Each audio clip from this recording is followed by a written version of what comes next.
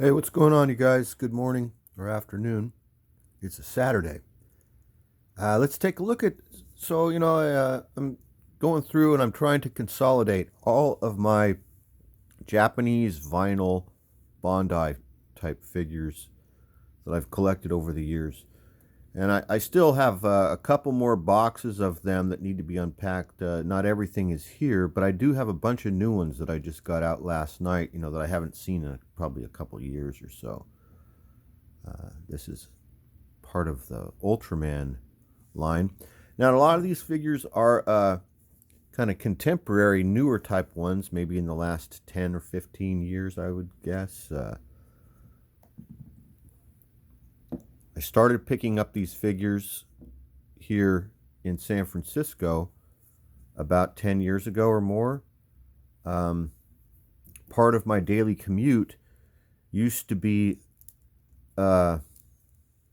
used to take me. I used to ride the buses and the trains to commute in San Francisco, and part of my commute involved changing buses in this one neighborhood, and then also I would walk through another neighborhood. Now, these neighborhoods were, I guess, mostly one in particular was a Japanese neighborhood, and so there were lots of, not lots. There's a couple stores in these neighborhoods that I discovered that had this stuff and all kinds of other stuff too. But I discovered these figures and bought other stuff too. For a couple years. And then I discovered that the figures, you can find them on Amazon as well. If you just search Bondi, Ultraman, or Ultra Monster, those are the names of the lines. There's a couple lines. But then also other stuff too is in my collection that I picked up over the years that I found on Clement Street and in Japantown. Look at this guy. I don't know most of these figures' names. Like, this isn't Bondi. This is SAN, but I'm not really sure. I collected this stuff for the aesthetic of it, of how it looked and how it felt. I like vinyl.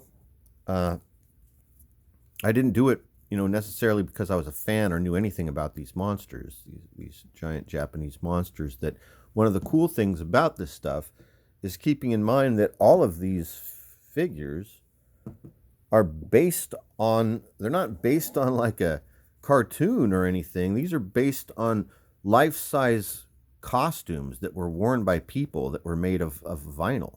Like, these are like Godzilla costumes that people were wearing in these movies. Now, most of these figures, not most of them, a lot of these figures you can find for right around $10. But then some of them, like this one right here, I used to buy this stuff and not even, like I mentioned, really not know what it was. And then it turns out that here we are 10 years later, some of these figures are going, whoops, somebody fell down. Some of these figures are going for 40 or 50 bucks on the secondary market because everything here is imported. Like, let's look at this. This is an actual real, like, this is not from the same line. This is a real Ultraman figure that I don't even remember where I got this. See, a lot of this stuff I would just buy, and it was really inexpensive 10 or 15 years ago. But the neighborhood I'm telling you about, and like the shops I'm telling you about, they're not even there anymore because of the current state of the city.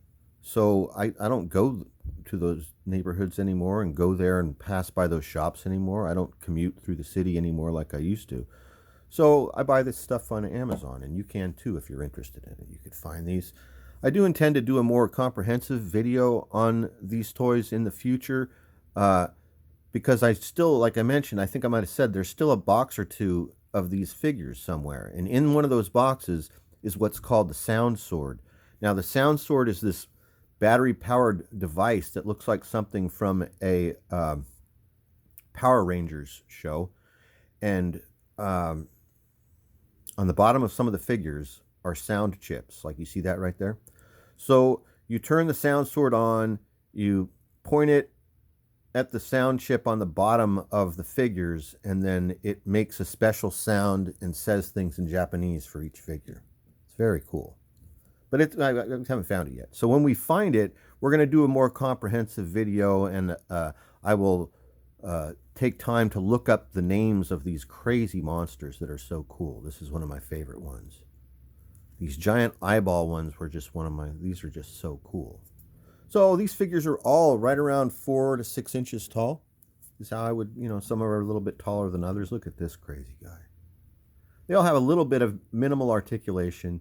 They're all made of soft vinyl. They come from Japan, but I think they're made in China. Look at this guy. This is also a special figure. I want to say that this guy's name is something like King Caesar. I think I got him in Japantown at the mall.